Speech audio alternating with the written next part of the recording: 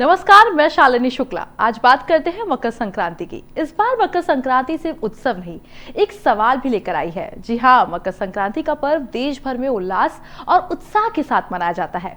ये त्योहार सदियों से भारतीय संस्कृति और परंपराओं का महत्वपूर्ण हिस्सा रहा है, लेकिन इस बार ये त्योहार चर्चा का विषय बन गया है।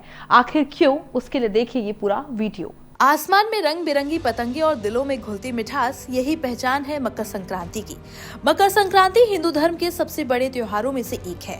मकर संक्रांति पर चावल और खिचड़ी का दान बहुत शुभ माना जाता है।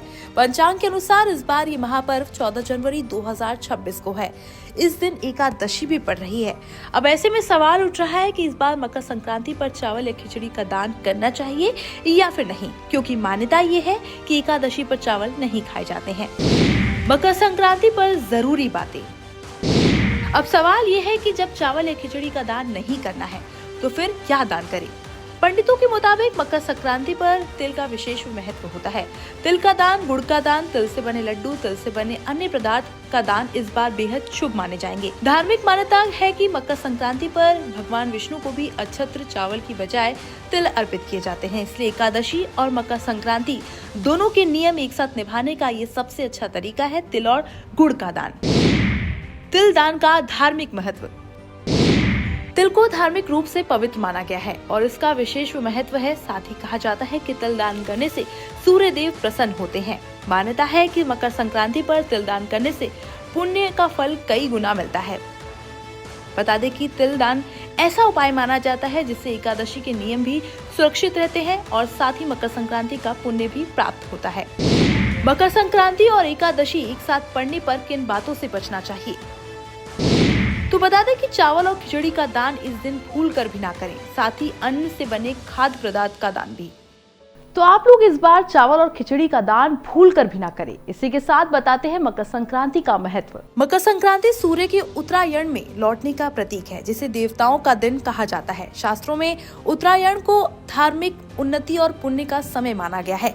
महाभारत के अनुसार भीष्म पितामह ने उत्तरायण की प्रतीक्षा में अपने शरीर का त्याग किया था, इसलिए इसे मोक्ष का समय माना जाता है।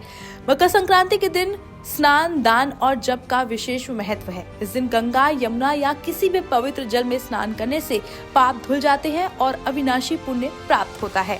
वही अब जानते हैं कब है मकर संक्रांति के दिन गंगा स्नान करने का समय। इस बार मकर संक्रांति बुधवार 14 जनवरी को है, लेकिन सूर्य दोपहर 3:06 पर मकर राशि में गोचर करेगा। ऐसे में शुभ मुहूर्त रात 8:42 पर होगा। महापुण्य काल मुहूर्त सुबह 8:40 से शुरू होकर सुबह 9 बजे तक चलेगा। वहीं मकर संक्रांति पर गंगा स्नान का समय सुबह 9:30 से शुरू होगा और सुबह 10:48 तक रहेगा। तो परंपरा निभाते हुए नियमों का पालन करना है। इस बार मकर संक्रांति का सबसे बड़ा संदेश है। वैसे एकादशी के दिन चावल क्यों नहीं खाना चाहिए, ये सवाल तो आपके मन में भी आता होगा। चलिए बताते हैं। इसके अलावा प्रचलित पौराणिक कथाओं के अनुसार जगत जननी के क्रोध से बचने के लिए महर्षि मेघा ने अपने शरीर का त्याग कर दिया था और उनके अंश पृथ्वी में समा गए और बाद में उसी स्थान पर चावल और जौ के रूप में महर्षि मेघा उत्पन्न हुए। जब महर्षि मेघा का अंश धरती में समाया था, उस दिन एकादशी तिथि थी। ऐसा माना जाता है कि जो लोग इस दिन चावल का सेवन करते हैं वे महापाप के भागीदार बनते हैं, क्योंकि ये उनके मांस और रक्त का सेवन करने के समान माना जाता है। वैसे आप सभी को मकर संक्रांति के महापर्व की हमारी तरफ से, हमारे चैनल की तरफ से हार्दिक शुभकामनाएं। धन्यवाद।